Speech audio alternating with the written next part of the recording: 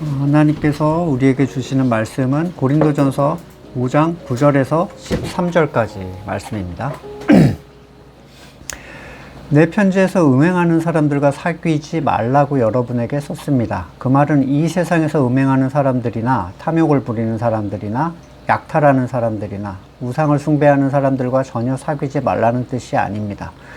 그러려면 여러분이 이 세상 밖으로 나가야 할 것입니다. 그러나 이제 내가 여러분에게 사귀지 말라고 쓰는 것은 신도라고 하는 어떤 사람이 음행하는 사람이거나 탐욕을 부리는 사람이거나 우상을 숭배하는 사람이거나 사람을 중상하는 사람이거나 술 취하는 사람이거나 약탈하는 사람이면 그런 사람과는 함께 먹지도 말라는 것입니다. 밖에 있는 사람들을 심판하는 것이 나에게 무슨 상관이 있습니까? 여러분이 심판해야 할 사람들은 안에 있는 사람들이 아니겠습니까? 밖에 있는 사람들은 하나님께서 심판하실 것입니다. 여러분은 그 악한 사람을 여러분 가운데서 내쫓으십시오.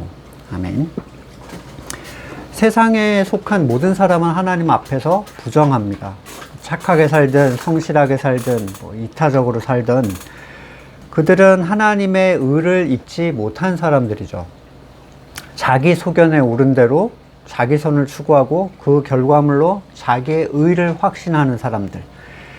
성도의 입장에서 이런 존재들은 법을 어기고 부도덕한 삶을 사람들과 동일하게 부정한 존재들이에요. 하나님 앞에.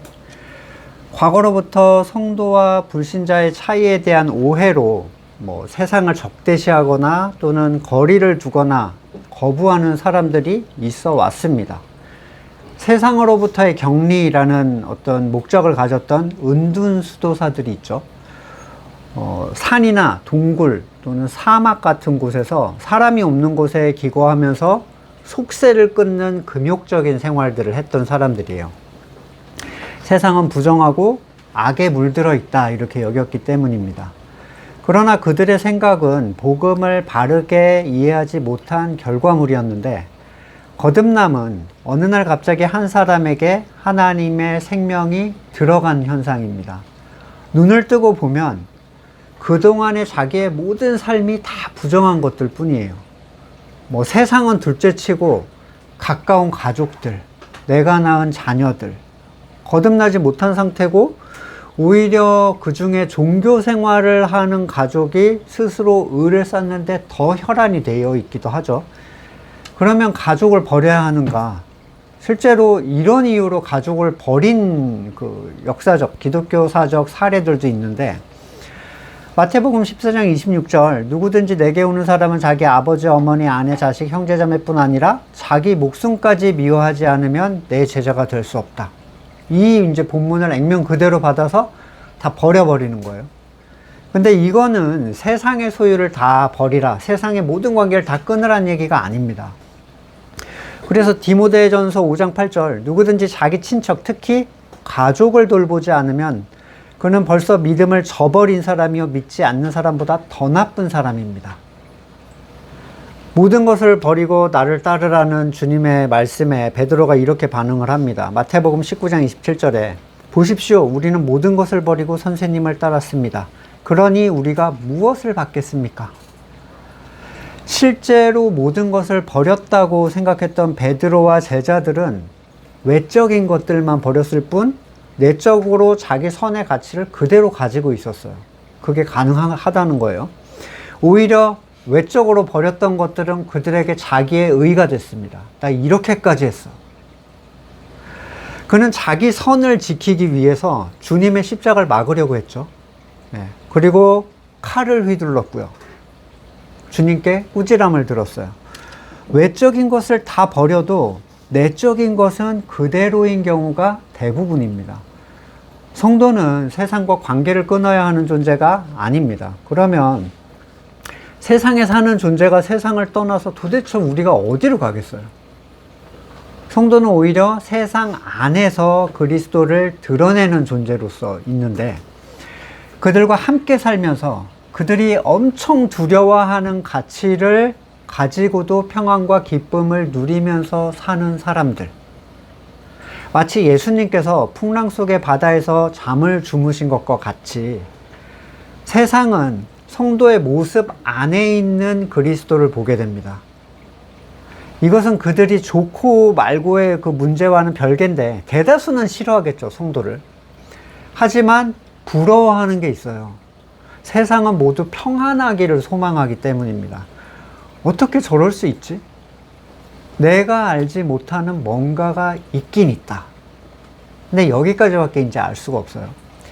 따라서 세상과의 분리를 추구하여 깨끗함을 유지하려는 시도는 율법적이고 헛된 시도예요. 예를 들어 나는 가요는 안 들어. 그거 세상 노래잖아. 뉴에이지 음악은 마귀 음악이야. 그런 얘기 많이 들어보셨죠? 전에 어떤 청년이 결혼식에 결혼행진곡 대신 어떤 일본 애니메이션에 그 뉴에이지 그걸 이제 쳐달라고 반주자한테 부탁을 한 거예요. 그랬더니 반주자가 저한테 찾아왔어요. 이건 아니지 않냐요. 네? 음악에 마귀를 입힐 수 있나요? 부적이나 귀신 들린 물건이나 귀신 들린 음식이라는 게 존재합니까? 한때 뭐 가요를 거꾸로 틀면 마귀 음악이 들린다고 주장해서 강사로 전국을 떠돌면서 수많은 돈을 벌던 유명세를 떨치던 사람이 하나 있었어요. 저희 교회도 한번 온 적이 있는데 거꾸로 튼 음악에 무슨 소리가 나냐면 피가 모자라. 좀 웃기죠? 그 음악을 들었던 사람들은 피를 찾게 되나요? 나는 피가 모자라 이렇게? 여러분 찬송가를 제대로 들어도 찬송가대로 삽니까? 정방향으로 틀어도 아니 성가대를 해도 찬송가대로 사냐고요. 근데 거꾸로 틀어야 들리는 거가 그 사람한테 영향을 끼친다고요? 요가 힌두교가 그 안에 이렇게 들어있다. 그래서 요가는 하면 안 된다. 이런 얘기들. 뭐 태양신 자세, 뭐 물고기신 자세 이런 게 있나 봐요. 그 자세를 취하면 그 신의 영이 그 사람한테 이렇게 들어가는 건가요? 뭐 십자가의 자세를 취하면 말도 안 되는 얘기인 거예요. 이런 거는. 성도가 세상을 피하는 이유는 그 안에서 가치를 느끼지 못해서, 즐겁지 않아서, 멀어지는 건 자연스럽죠. 그러나 어떤 걸 멀리함으로써 뭔가 나의 거룩함을 유지할 수 있다라는 생각들은 율법주의적 생각인데, 율법주의자들도 율법이 없는 사람의 계명으로 부정함을 제거하기 위해 손을 씻고 뭐를 먹는 일들을 했어요. 거룩함과 아무 상관이 없었습니다. 마태복음 15장 18절, 입에 나오는 것들은 마음에서 나오는데 그게 사람을 더럽힌다. 마음에서 악한 생각들이 나온다. 살인, 간음, 음행, 도둑질, 거짓 증언, 비방이다. 하나님이 만드신 세상은 보시기에 아름다웠던 것들이죠. 세상은 세상 자체로 부정한 게 없어요. 다만 부정함은 타락한 인간이 가진 주권을 가지고 그걸 어떻게 사용하느냐에 따라 그 자신에게 더러워지는 거예요. 네. 그리고 성도는 하나님의 창조 질서 안에서 그들에게 하나님의 세상을 보여주는 창문의 역할, 통로의 역할을 하는 사람들입니다. 바울이 본문에서 말하는 거리두기는 세상이 아니라 오히려 교회 내의 사람들을 얘기를 하는데, 근데 건물교회에서 교회 내의 사람에게 거리를 딱 두려고 하면 정죄감을 주고 부정적으로 얘기를 합니다. 말씀에 의해 죄가 분명하게 정의되지도 않고 그런 사람 스스로도 용서해달라고 용서도 안 구해요.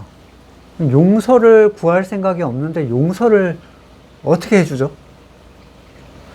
용서를 구하지 않아도 먼저 용서해야 합니다. 이런 얘기를 합니다. 이런 건요, 자기의의 절정에 있는 사람들이에요. 자기의의 절정에 있는 사람들. 그러니 너도 나도 죄를 짓든 말든 그저 교회 안에서 분리된 자기만의 신앙생활을 하는 거예요. 니는 그러든 말든 나와 하나님과의 관계만 올바르면 돼. 나는 널 용서함으로써 내 의를 쌓을 거야. 한 가족이잖아요. 한 지체, 한 몸. 근데 절대 그럴 수가 없는 거예요. 그렇게 내버려 둘 수가 없다고요. 한 가족, 한 지체면. 이건 교회가 아닙니다. 올바른 교회의 모습이 아니에요. 교회는 어떻게 깨끗함을 유지할 수 있는가? 뭐 세계에 있는 모든 교회를 말하지 않더라도 한국 교회 이미 그 순수성을 잃은 지 오래였고 애초에 순수한 적이 있었는가 알 수 없을 정도가 됐죠.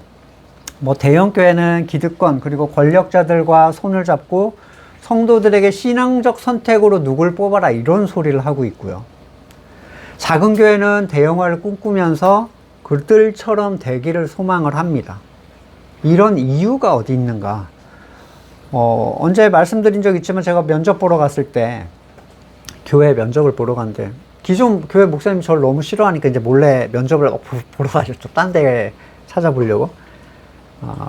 이제 원서를 넣고 오라고 한 곳이었어요. 갔더니 아주 거만해 보이는 목사님이 이렇게 들어누운 자세로 나타나서 자기 소개를 하는데 뭐 자기가 운영하는 신학대학이 어쩌고 지금 아무것도 없는 터에 시작해서 지금 이 사이즈를 이뤘다 뭐 이런 얘기를 막 하고 있더라고요. 한참 자기 자랑을 하더니 물어보는 게 저한테 이제 면접의 이제 포인트죠. 한국교회 문제점이 어디 있냐 이렇게 물어보더라고요. 근데 그곳에 제가 지원을 하게 된 동기가 그 목사가 일산 쪽에서 완전히 그 악명 높은 목사예요. 부교역자들한테. 근데 한번 죽다 살아났대요. 그래서 사람이 완전 바뀌었다는 거예요. 바뀐 게 그 정도야. 너무 저는 얘네들은 어떻게 제 동기도 하나 거기 있었거든요. 그래서 제가 대답을 이렇게 했어요. 대형화, 번영주의가 아닐까라고 생각한다. 그랬더니 뭔가 기분이 상했나 봐요. 자기가 추구하는 거랑 어떤 충돌이 있었겠죠. 너는 뭘 하고 있냐요. 그걸 위해서. 이제 신학교 졸업한 전도사가 뭘 하겠어요. 한국교회 대형화 번영주의라. 그래서 말씀대로 설교하려고 하고 있습니다. 이랬죠. 할 말이 없나 봐요. 아니 뭐 유야무야 덮어버리고 면접이 끝났는데 연락은 당연히 안 왔죠. 네. 원하는 종류의 목회자가 아니었겠죠. 그리고 이제 나중에 보니까 어디 뭐 알만한 신학대학교에 총장도 하고 그러고 그 라인을 계속 타고 있더라고요. 별로 가고 싶지 않은 교회였기 때문에 연락이 안 온 건 아무 상관이 없었는데 그 질문은 계속 이제 저한테 남아 있었어요. 한국교회, 교회 문제점이라는 게 도대체 어디 있는가? 그러니까 드러나는 문제점은 많은데 근본이 뭔지를 찾는 데는 저도 굉장히 시간이 오래 걸렸습니다. 기독교 뭐 라디오 방송에서 시중일관 한국교회가 회개해야 된다. 새롭게 대해야 된다. 자정 능력을 잃었다. 뭐 이런 얘기는 많이 하지만 사실 그런 소리를 하는 이유가 뭐냐면요. 교세가 빠지고 있기 때문이에요. 그런 식으로는 절대로 문제점을 발견할 수 없죠. 회개라는 것은 거듭나서 생명을 가진 존재들에게만 허용되는 얘기입니다. 생명이 없는 사람은 회개할 수가 없어요. 성도라는 이름과 교회라는 이름은 가졌지만 시종일관 합심으로 뭘 해요? 자기 선을 구하고 그 선을 얻어내기 위해서 힘을 모아 자기 의를 추구하죠. 이것도 하고 저것도 해. 하나님 저 이렇게까지 했어요. 성도와의 연합이라는 건 그저 교회 일을 하기 위한 연합 그리고 침묵 두 개가 답니다. 그들이 드리는 예배는 예전을 치르는 것. 모두 로마 카톨릭이 만들어 놓은 대체품을 철석같이 진리로 믿고 있고 그것 때문에 들어온 사람들인데 신앙적이라는 사람들은 오히려 더 많은 종교행위, 더 많은 의를 추구하죠. 아니에요. 그들 가운데는 참된 분들도 있습니다. 물론 이 죽어있는 곳 안에도 거듭난 성도가 계실 수는 있죠. 하지만 참된 생명을 가진 존재는 그 안에서 적응하면서 살 수가 없어요. 엄청 괴로워하면서 살겠죠. 생명 자체가 다르기 때문이고 이 최종적으로 교회적 연합이라는 것은 거듭난 생명이 추구할 수밖에 없는 가치예요. 그러니까 연합을 할 수 없는 곳에서는 절대로 평안하게 머무를 수가 없어요. 살아있는 사람은 죽은 교회에 머무를 수가 없습니다. 그러면 제가 보게 된 한국교회, 아니 이 모든 교회라는 곳의 근본적인 문제는 어디냐면, 지금 말하고 있는 문제, 고린도 교회에서 발생했던 문제와는 전혀 다른 종류의 문제가 있다는 거예요. 이 고린도 교회가 아무리 문제가 많았어도 바울은 그들에게 너희는 누룩이 들지 않은 사람들이다라는 얘기를 합니다. 거듭남을 확신하고 있어요. 그러한 문제는 건물교회가 가지고 있는 문제와는 다른 문제인데, 건물교회는 누군가 들어올 때 성도의 거듭남에 눈길을 주지 않습니다. 놀랍도록 신경을 쓰지 않아요. 누구든 관심이 있어서 왔어. 나 여기 다니고 싶어서 왔어 라고 하면 땡큐. 관심이 없어도 데려오면 어떻게든지 묶어놓으려고 하죠. 거듭난 생명의 특징을 신경 쓰지 않는다는 거예요. 이유가 어디 있겠습니까? 이미 들어있던 사람도 거듭남의 가치를 모르기 때문이에요. 그냥 누가 교회에 데려오면 새신자반 그 싹싹한 사람들 한 2명 딱 붙여가지고 계속 따라다니게 만들죠. 그럼 사회에서 어디 그렇게 대접을 받아봤겠어요? 기분이 좋아집니다. 아, 나를 되게 좋아하고 인정해 주는구나. 환영해주고 잘해주고 손님 대접해주고, 누구도 그들이 정말 거듭난 사람인지 알려고 하지 않습니다. 알게 뭡니까? 나도 내 자신을 잘 모르는데. 그들에게 있어서 교인이란 교회에 오고자 하는 사람들이에요.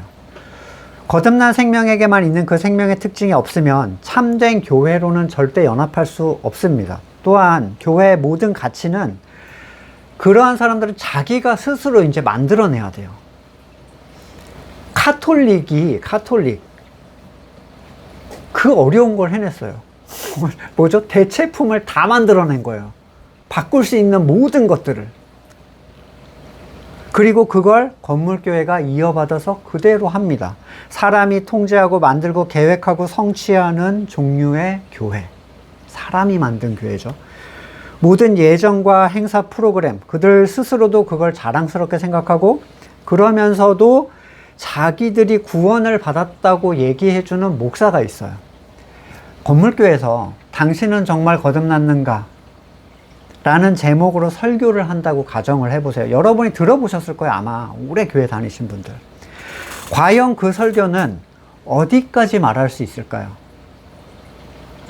솔직히 이 설교자는 거듭나지 않은 사람들을 걸러내기 위해 이 설교를 하는 게 아닙니다. 오히려 거듭나지 않았다고 생각하는 사람들에게 불안하세요? 그러면 이런 식으로 하면 된다니까? 해결법을 얘기를 해주는 설교래요. 거듭났다면서 어째서 주의를 지키지 않냐? 왜 11조 하지 않냐? 어째서 하나님의 것을 도둑질하냐? 어째서 교회 일을 회피하냐? 여기까지예요. 그러니 너는 거듭나지 않았다라고는 얘기 안 합니다. 그럼 뭐라고 하죠? 그러니 이런 것들을 열심히 해서 거듭난 자답게 살아야 한다. 이미 잡은 고기를 쫓아보낼 이유가 없다는 거예요. 마태복음 13장 47절. 하나님의 나라는 바다에 그물을 던져 온갖 고기를 잡아 올리는 것과 같다. 그물이 가득 차면 해변에 끌어올려 놓고 앉아서 좋은 것들은 그릇에 닫고 나쁜 것들은 내버린다.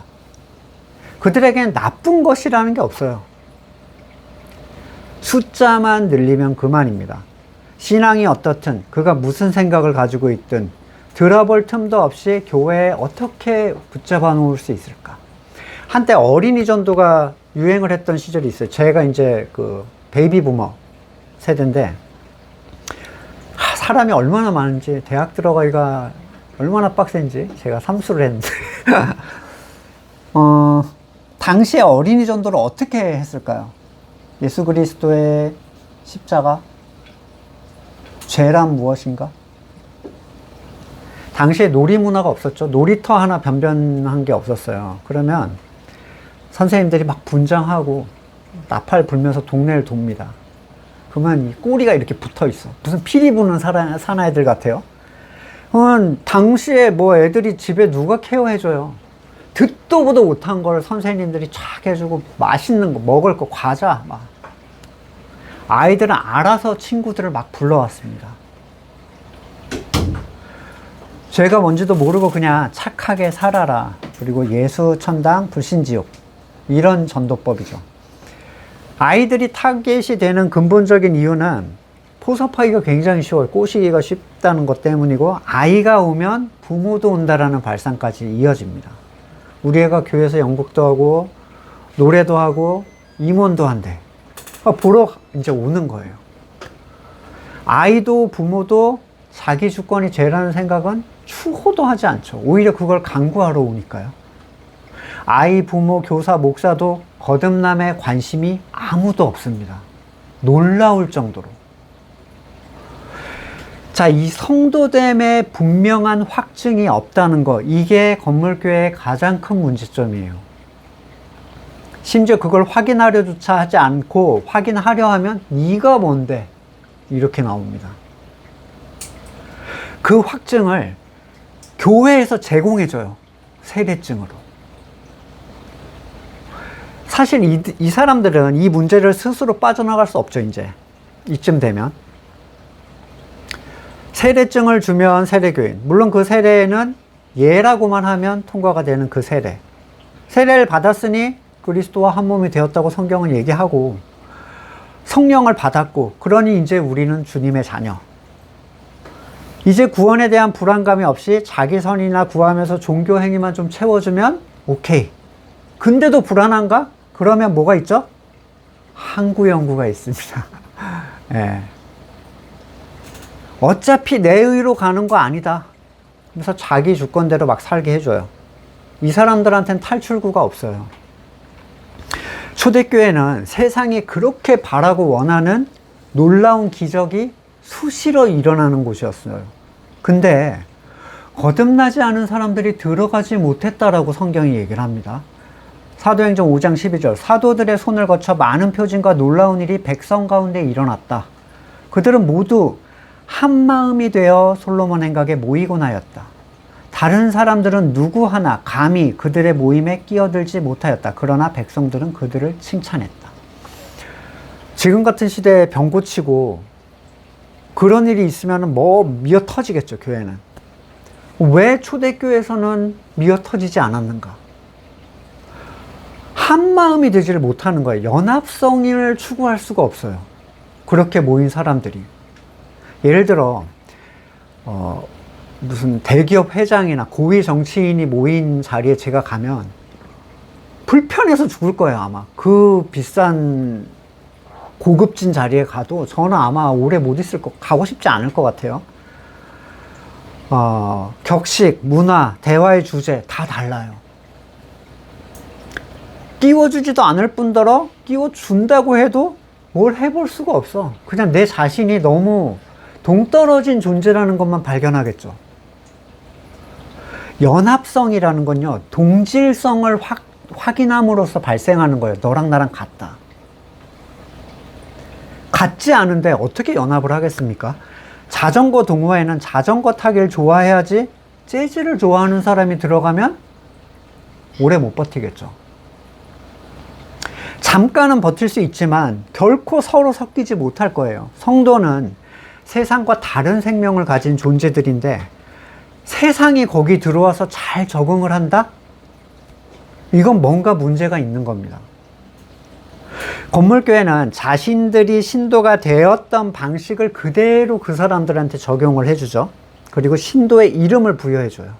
그러니까 모두가 생명이 없어도 상관이 없는 거예요.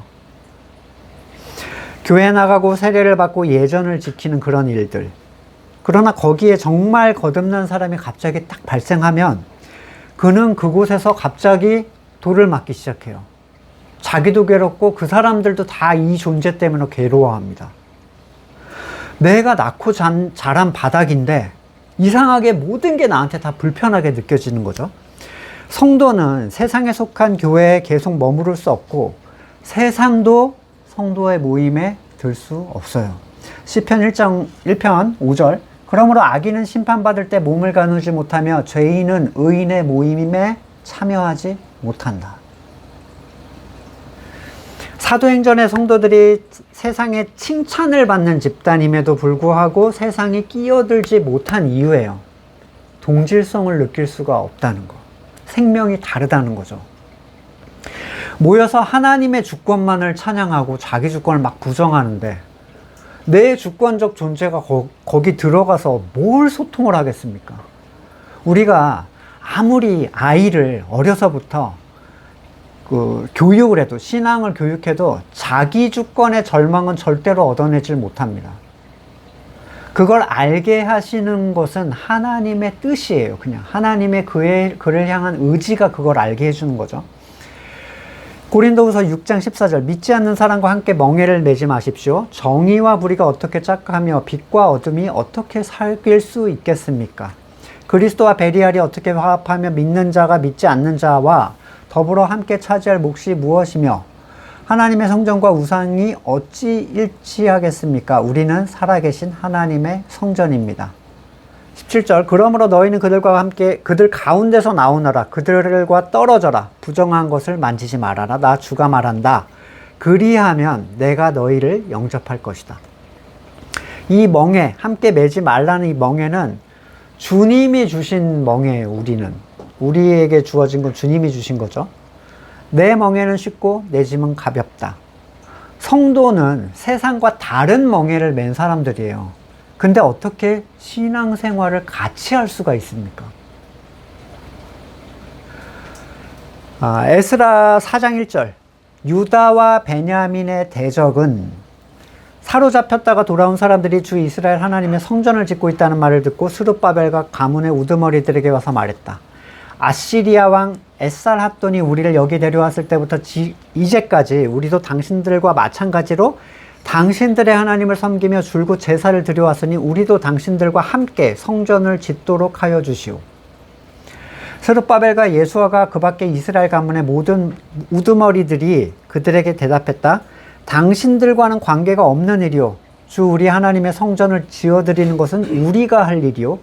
페르시아 왕 고레스가 우리에게 명한 대로 주 이스라엘 하나님의 성전을 짓는 일은 오로지 우리가 할 일이오. 이 말을 들은 그 땅 백성은 갑자기 태도를 바꿨어요. 성전 짓는 일을 방해하여 유다의 사기를 떨어뜨렸어. 고문관을 매수하고 성전을 짓지 못하게 하기 시작합니다. 바쁜데 일손을 여러분 이 육체적 노동에서 일손은 그냥 힘이잖아요. 근데 도와주겠다는데 거절해요. 심지어 같은 포로로 잡혀왔을 때부터 하나님을 섬기며 제사를 드렸다. 얘기했는데 소용이 없습니다. 이 사람들이 누구냐면요. 대적이라고 말한 사람들. 사마리아 사람들이에요. 사마리아 사람들인데 하나님을 섬기면서 다른 신도 같이 섬기는 사람들이에요. 아수르랑 혼혈 정책으로 뒤범벅이 된 사람들이죠. 혼합 종교를 가진 사람들이에요. 성전을 세우는 일은 오직 택하신 백성에게만 허락된 일이었어요. 그리고 보시다시피 언제 그랬냐는 듯이 적극적으로 공격하는 사람들이 됩니다. 만약에 이 사람들을 그 안에 넣어놨으면 내부의 공격은요, 외부 공격보다 100배는 힘든 일이 될 거예요. 요한복음 17장 15절 내가 아버지께 비는 것은 그들을 세상에서 데려가시는 것이 아니라 악한 자에게서 그들을 지켜주시는 것입니다.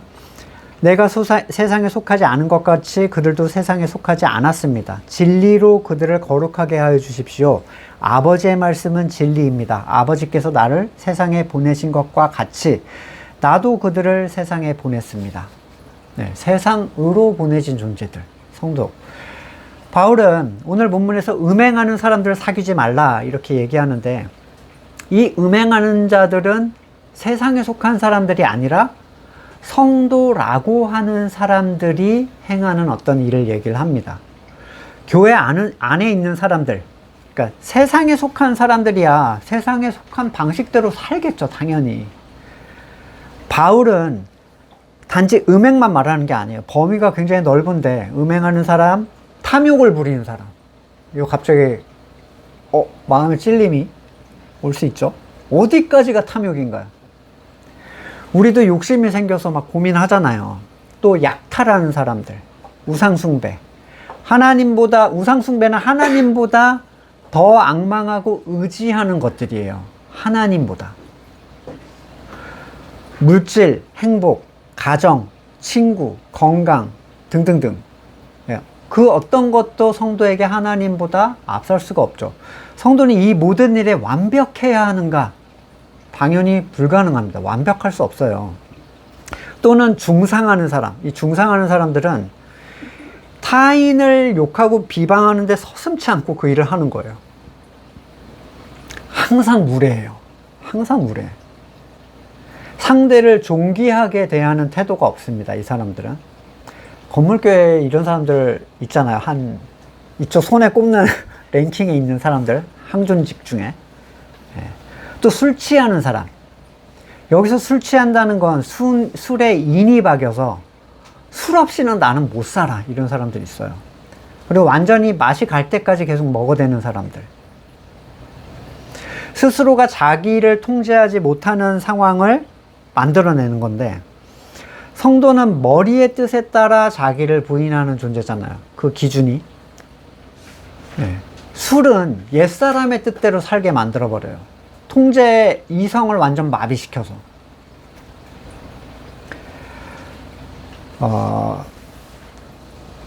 근데 그러면 완전한 금주를 하면 좋을 것 같습니다. 전혀 안 그래요. 왜냐하면 잘못된 율법주의로 이건 또 흘러갑니다. 술을 행위로 먹지 않는 사람들은 자기가 그 영역에서 안전하다고 생각하죠. 난 이거는 제외. 이렇게 딱 뺀단 말이에요. 마치 극우 기독교가 동성애에 막 강력하게 반대하듯이 나는 어차피 동성애는 하지 않으니까 이런 느낌. 나는 술은 원래 안 먹으니까 저 술 먹는 것들 막 이래요. 이거는 금주를 하면 안전하다는 말이 절대 아닙니다. 그런 사람들은 예수님도 욕하겠죠. 포도주를 즐기며 뭐 이런 얘기 들었잖아요.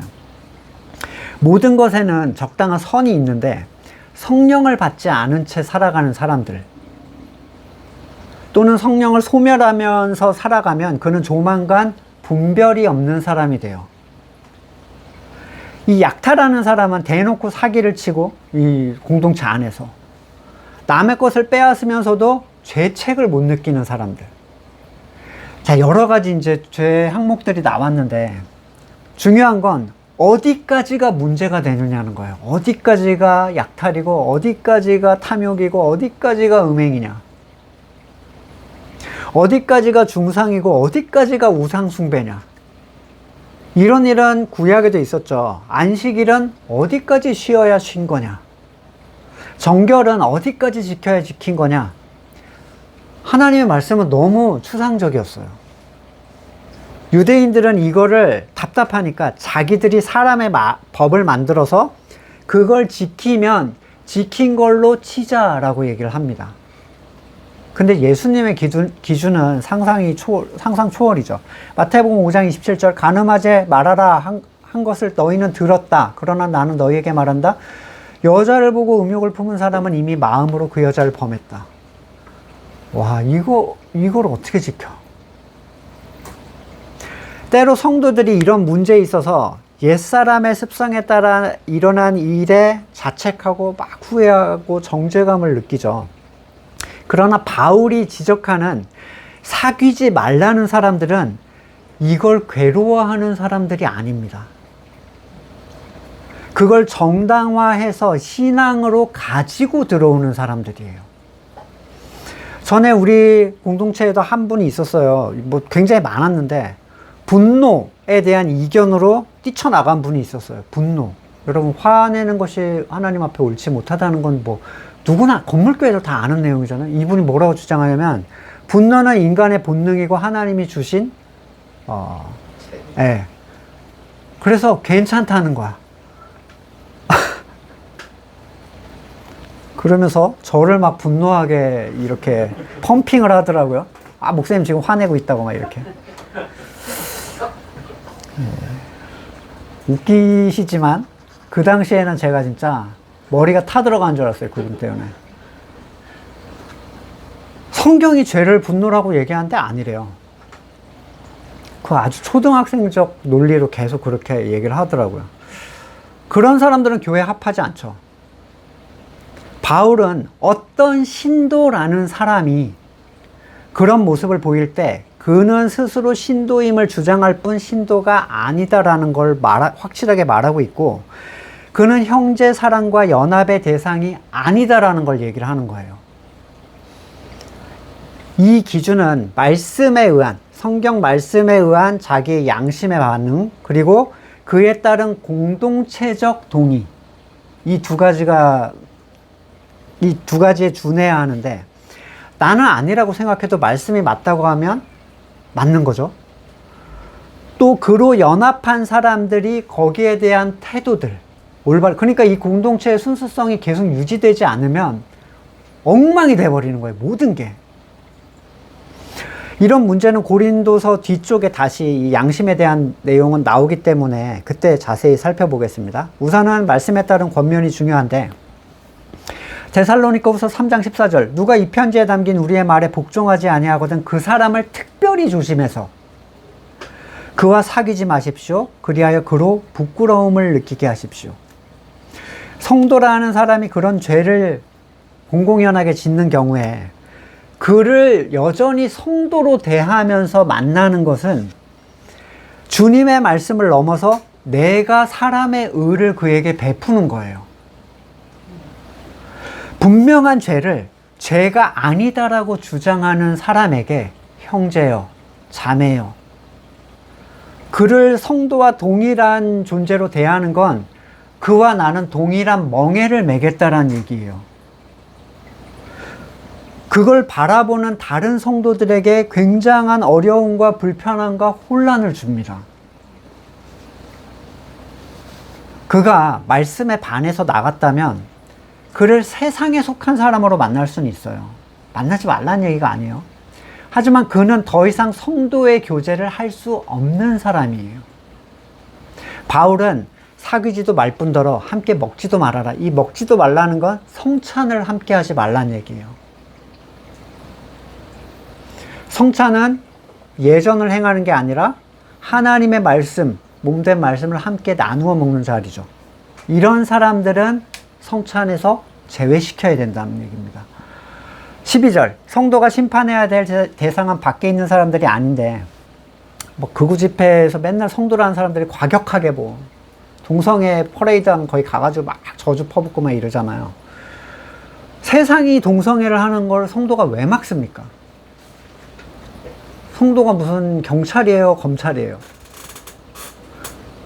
거기 피켓 뜬다고 누가 신경을 쓸 것이며, 설령 그것 때문에 그들이 불편해 한들 그게 교회됨의 신앙과 무슨 상관이 있나요?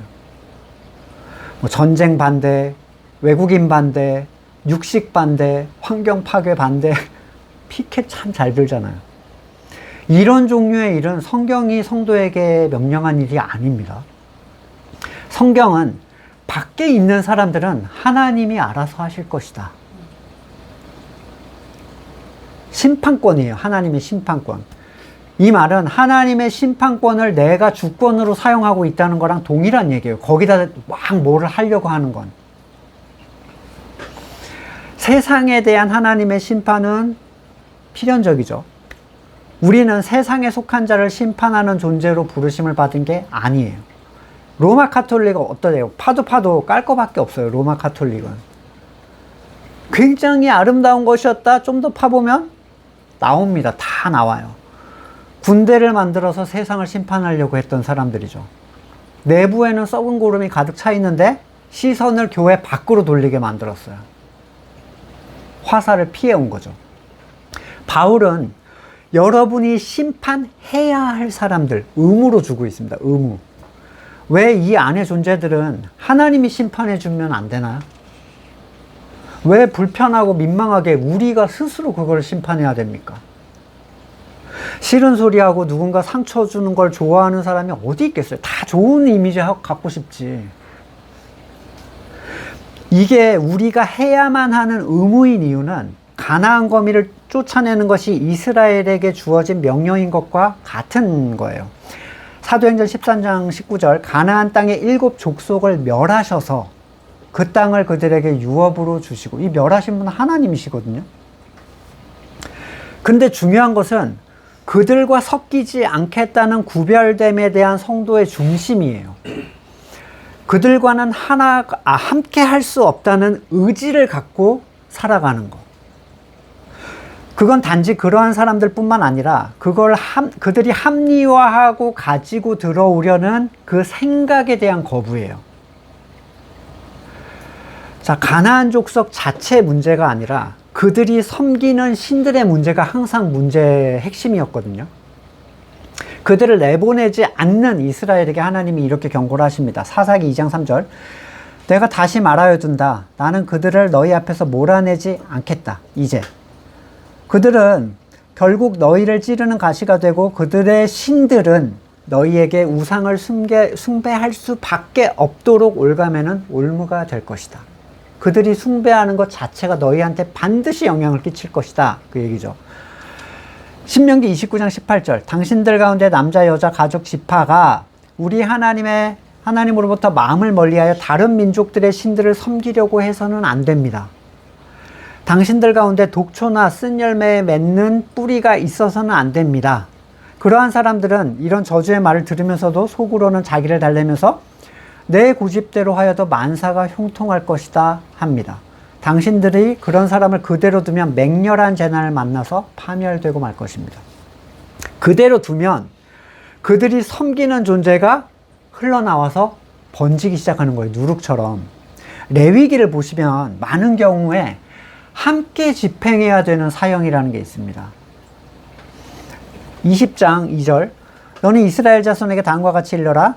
어떤 사람이든지 또는 이스라엘 가운데 나그네로 사는 외국 사람 가운데서 어떤 사람이든지 제 자식을 몰렉에게 제물로 주면 그를 반드시 사형에 처해야 한다. 그 지방 사람이 돌로 쳐야 한다. 20장 27절. 혼백을 불러낸 사람이나 마법 쓰는 사람, 남자든 여자든 모두 돌로 쳐서 반드시 사형시켜야 한다. 모두가 돌로 쳐서. 24장 14절. 나 주를 저주하는 말을 한 그는 너는 진 밖으로 끌어내라. 나에게 저주하는 말을 들은 사람들이 모두 그자의 머리에 손을 얹은 다음에 온 회중이 그를 돌로 쳐라. 자, 모두가 함께 징계한다는 건 모든 공동체가 그걸 명하신 분의 마음과 같은 마음임을 행동으로 증언하는 거예요. 이런 일에 홀로 뒤로 빠져가지고 나는 내 손에 피를 묻히지 않을 거야. 그런 존재인 양 거리를 두는 건 하나님과 연합하지 않겠다라는 얘기입니다. 함께 징계하는 건 내 마음도 하나님의 마음과 동일하다라는 연합의 표현이고, 그러한 일은 죽음에 해당된다는 자기에게 주는 경고이기도 해요. 구약에서는 의무로 했지만 신약에서는 정말 합한 마음으로 함께 치리하는 게 돼야 돼요.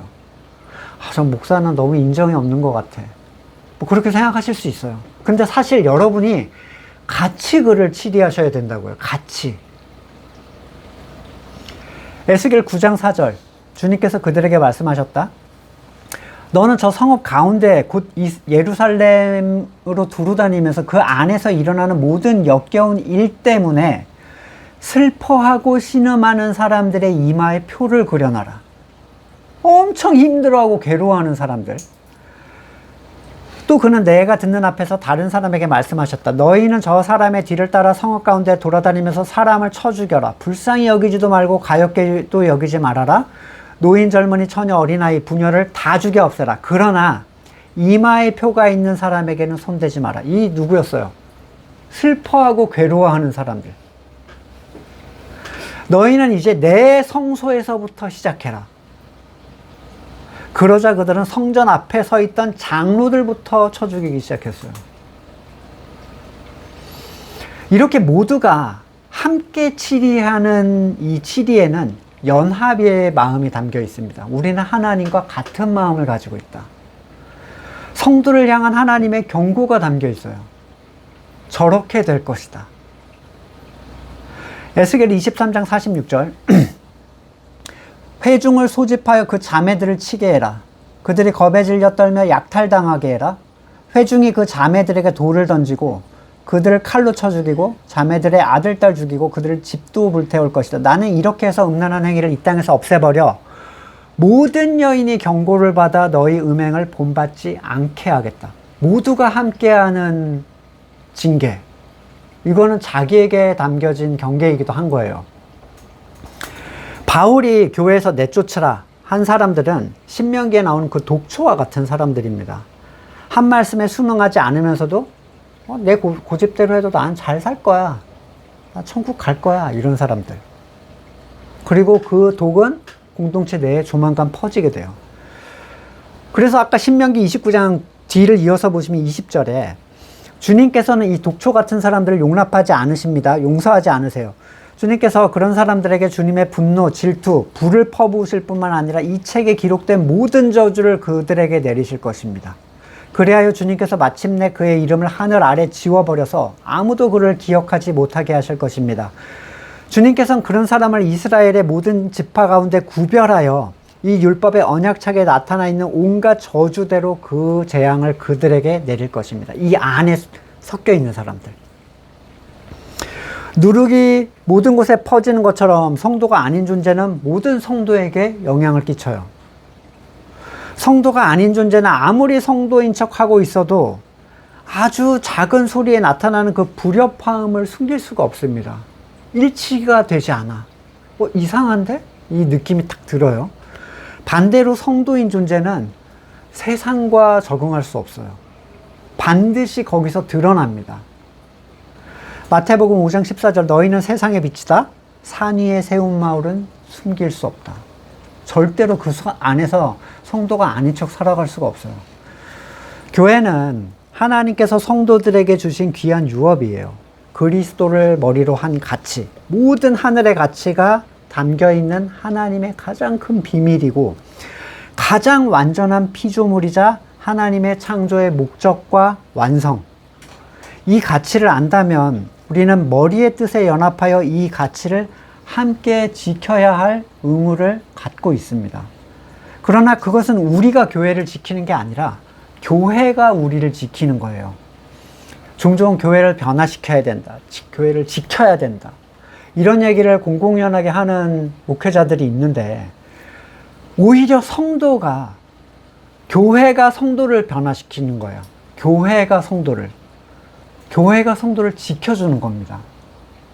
마치 하나님의 궤와 같죠. 하나님의 궤는 이스라엘에게 가장 존귀히 여김을 받는 하나님의 인재의 장소였지만 항상 모든 여정의 가장 앞자리에 있었어요.